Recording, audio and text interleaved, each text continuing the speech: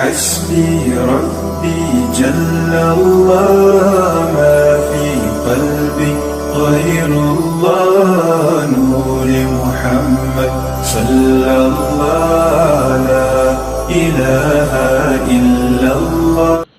السلام علیکم ورحمۃ اللہ وبرکاتہ. سامعین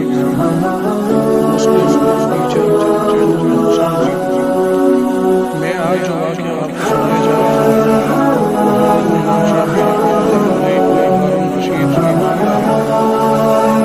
لکھتے ہیں کہ وہاں کا ذکر ہے کہ خلیفہ رشید اپنی بیوی زبیدہ سے منظر کر رہا تھا. ابتدائی زبیدہ نے رشید کو دوزخ میں کہہ دیا.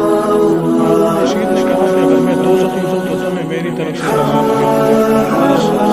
دونوں آپس سے جدا ہو گئے کیونکہ خلیفہ کی زبیدہ سے زیادہ محبت تھی اور زبیدہ میں خلیفہ کی زیادہ محبت رکھتی تھی، اس لیے دونوں بے قرار ہوئے.